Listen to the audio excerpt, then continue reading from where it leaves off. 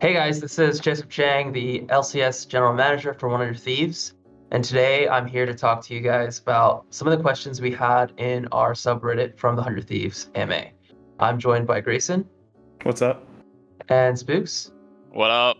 who will also be here with me to answer some of the questions you guys had.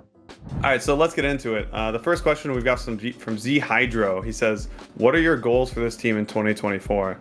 So for me, the goals going into 2024, it's going to be a lot about building a strong foundation in the spring split. We've got a bunch of rookies, we have a bunch of younger players, and I think that the most important thing is that we create a space in which these young players can really flourish. So we're really going to be focusing on the growth of these players, and in terms of like performance goals, I'm definitely going to be trying to basically make sure if we have more wins in summer than spring, that's going to be a sign that we're doing our job properly.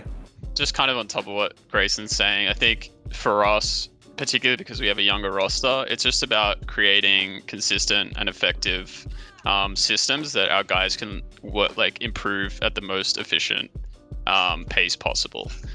So for us, it's just about seeing a consistent improvement week in, week out, and making these younger guys especially understand what it is to be an athlete and performing at the highest level. All right, second question we've got here from Wooden Front 2472. He says, "Will we see a more well-rounded range of comps with more carry potential from top side?" Sam, I'll send this question to you first, and let's hear your thoughts. League of Legends is it's a game that's constantly changing. Like there are patches coming in every 2 weeks. So something that is very important is flexibility. Sniper is a player who is obviously a carry player. But as a professional, he needs to be able to fit the job that the team requires at any certain point, and obviously that's dictated by meta. So we'll be making sure that we provide him the proper resources to be able to do that, and that will be a big focus point from the get-go. The second thing is that I think Worlds has shown that carry top laners are a really valuable asset to have. And you look at players like Zeus, who was able to essentially carry T1 through like some of the most important series at Worlds. So we're looking forward to utilizing that as well. So yeah, we're looking at it in a really positive way, and holistically we feel like we can shore up his weaknesses and make the most of his strengths. I pretty much agree with everything he said. You know, when I was coaching Tenacity in Academy, I think I picked him Ornn for his very first stage game, which is just kind of funny in the sense that I have the same beliefs of that. It's really important to be able to follow whatever the meta is dictating and follow whatever your team needs. I agree that General Sniper is a very good carry player, and we just need to make sure we're like putting him in the carry positions in the right drafts and in the right team comps. Because I think one of the worst things you can do is say like, oh, I can only pick this guy carry top laners. Then it's going to really hinder your ability to build a cohesive draft. So I'm definitely going to be trying to make sure that we can play around top side, but also we don't have to. So this next question is from Burbski. What are the differences as far as challenges when it comes to coaching the veterans, such as River and Quid, versus coaching the rookies, such as Meech and Sniper? Yeah, so honestly, I haven't coached veterans that much. I mean, I guess I've coached Ryoma, who is sort of a veteran when I coached him Academy. I think Spooks will probably speak more on coaching veterans. Typically, it's going to be burnout is what you need to focus on when dealing with them. I also like to say is like Quid is not a veteran, really. He is still pretty new in his career. And when it comes to coaching rookies, I think it's really important to make sure that you're there to guide them along the way. I think there's just a lot of ways that like new players get lost when they move to Los Angeles and they're like first time away from their family. There's just a lot of things of just like basically becoming an adult that you need help with. For me to be able to like kind of mentor them not only in game but out of game is going to be a huge thing for the rookies. Obviously, I worked with quite a veteran roster last year. I think we had the oldest roster in the league. For us, and for particularly River, because River is the most veteran member of our team by far, it's just going to be about holding him accountable and holding him to the same standard that we hold the rookies. I think what can happen a lot is you put all your resources towards the rookies, and then the veterans can kind of just like, they can kind of get away with their own thing, but we just need to make sure that we're on top of that. And I think that the next most important thing is helping guide and shape them as leaders. I think that's something that people in the esports space haven't done too well, is help the older guys grow as people and as leaders. I think me and Grayson will be able to do a good job of that. Guys, this next question is actually from Subway. What is your favorite Subway cookie flavor? Ooh. So this is a pretty easy one for me, but Sam, you want to take this one? Yeah, I've always had a big soft spot for white chocolate. I remember growing up, my mum used to get me the white chip macadamia nut chocolate like cookies like almost every Friday night. I used to slam those while I played solo queue.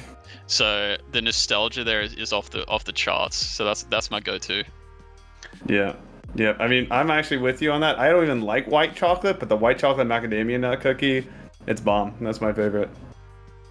Yeah, I mean, for me, like obviously we've been working with Subway for quite some time now, so I had a chance to like try these cookies multiple times. I would say from the nostalgia factor, I just love like chocolate chip. But in terms of taste, like I think white chip macadamia nate just like completely takes Yeah, first prize we all away. aligning. We're all aligning. Wow, we're so aligned right now. Yeah. That's nice. So I think from us, the coaching staff, Another Thieves, and me, I think we definitely recommend the white chip macadamia nut. Like that's definitely the winner there. So this next question is from White Toast. Was this the team you envisioned from day one of the offseason, or did you have to pivot in some areas? So I think after finishing 2023, going into this next offseason for 2024, I knew that we were be going to a rebuild, right? Whether that was with Busio or other players available in the free agency market. I knew that we wanted to bring back Sniper no matter what. So this rookie build was always going to be centered around developing players. So my first goal in the offseason was finding a coach that would really supplement that plan.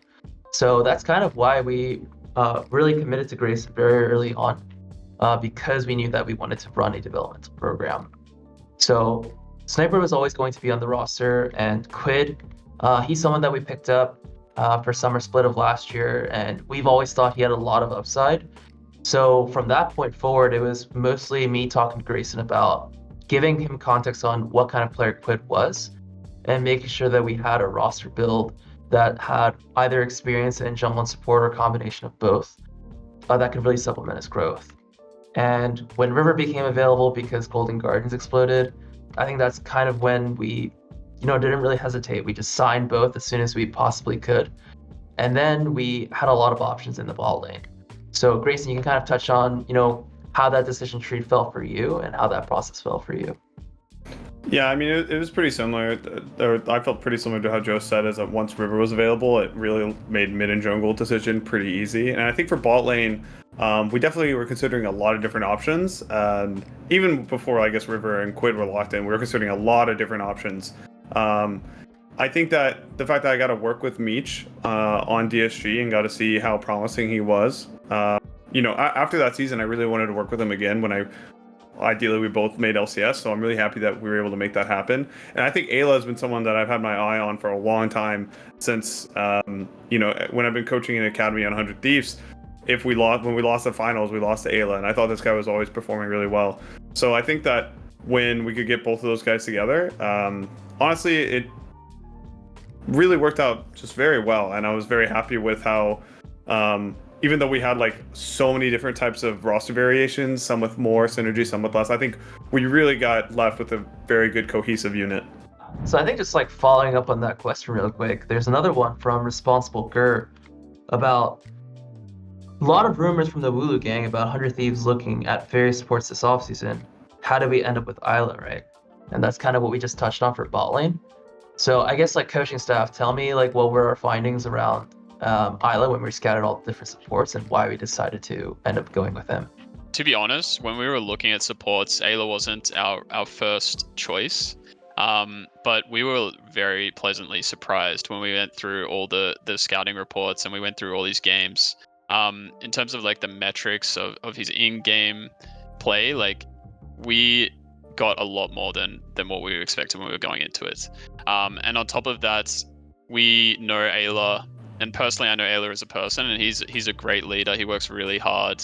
He's very passionate about the game, so he kind of just ticked all the boxes for us.